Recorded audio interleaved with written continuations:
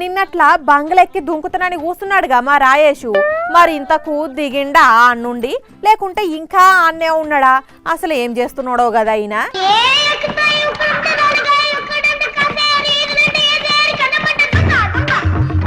అయ్యా ఎవడో దొంగడున్నట్టున్నాడు.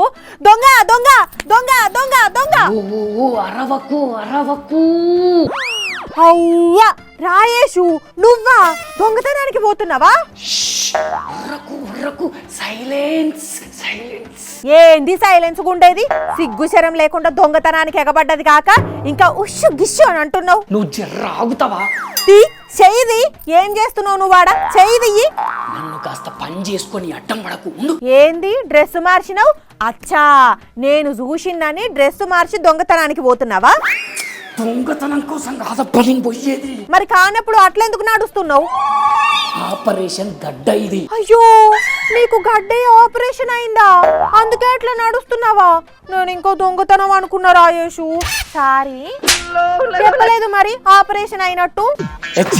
ఆపరేషన్ గడ్డ అంటే నాకు గడ్డ ఆపరేషన్ అయిందని కాదు, గడ్డ మీది విజయ లాంటోళ్ళ గురించి ఆపరేషన్. గడ్డ మీది విజయనా?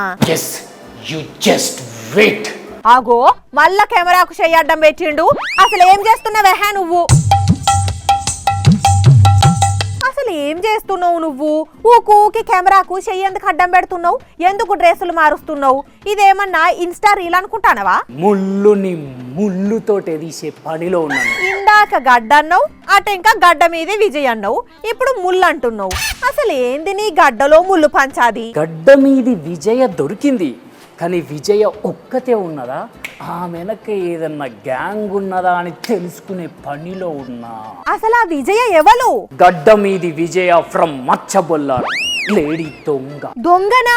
ఎస్, మామూలు దొంగ కాదు, డ్రెస్సులు మార్చే దొంగ. అంటే ఈమె గారు దొంగతనానికి పోయేటప్పుడు చీర కట్టుకొని పోతుంది, దొంగతనం చేసి రిటర్న్ అయ్యేటప్పుడు జీన్స్ జాకెట్ వేసుకొని బయటకు వస్తుంది, ఇంటికి రీచ్ అయ్యేసరికి నైటీ వేసుకొని వస్తుంది. ఎందుకట్లా? ఎందుకు అంటే దొంగతనం జరిగిందని ఎవరైనా కంప్లైంట్ ఇచ్చినప్పుడు సీసీ కెమెరా చెక్ చేసినా కూడా డ్రెస్ మారేసరికి గుర్తుపట్టరని. దొంగతనానికి చీరతో వస్తుంది, దొంగతనం చేసిన తర్వాత మారువేషంలో జీన్ పాయింట్ కోట్ వేసుకొని దర్యాప్తును పక్కతో పట్టించే క్రమంలో ఈమె ఒక మోడస్ ఆపరెండి అన్నట్టు. అమ్మని ఇట్లా కూడా ఉంటారా దొంగలు? అరే ఈమె ఉన్నది కదా, ఇంకో హైలైట్ ఏం తెలుసా? మామూలుగా దొంగలంటే ఎవరైనా కానీ తెలియని వాళ్ళ ఇళ్ళల్లో దొంగతనం చేస్తారు, కానీ అట్లా కాదు, తెలిసిన వాళ్ళ ఇళ్ళల్లో మాత్రమే దొంగతనం చేస్తుంది. వాళ్ళు ఊరికి పోయినప్పుడు వాళ్ళ ఇళ్ళల్లోకి పోయి దొంగతనం చేస్తారు అన్నట్టు. ఇదేందయ్యా ఇదే? అంటే తెల్లారి వాళ్ళు సొమ్ములు పోయినాయని ఏడ్చుకుంటూ కూర్చుంటే పోయి వాళ్ళ పక్కకే కూర్చొని అయ్యో ఊకో అక్క ఊకో, ఎంత కష్టం వచ్చింది పాడై, ఏముంది నష్టపోడు ఎత్తుకపోయిందో ఏందో సొమ్ములు అని చేతులు జట్టలు పుట్టావని ఎత్తుకపోయిన నావునరక అని తిట్టుకుంటా కూర్చుంటది అన్నట్టు పక్కకే.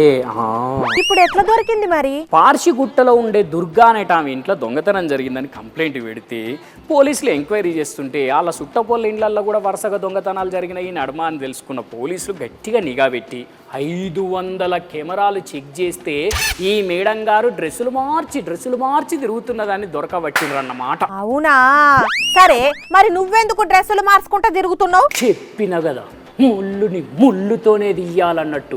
నేను ఇట్లా డ్రెస్సులు మార్చుకుంటా తిరుగుతుంటే ఆ డ్రెస్సులు మార్చే గ్యాంగ్ నన్ను చూసి నేను కూడా వాళ్ళ గ్యాంగే అనుకొని నాతో పరిచయం చేసుకొని మాట్లాడే ప్రయత్నం చేస్తారు. అప్పుడు వాళ్ళని పట్టుకుందామని ప్లాన్ చేసి. నీ తలకాయ పుసుక్కున నిన్ను కూడా ఆమె గ్యాంగే అనుకొని పోలీసులు పట్టుకపోతే?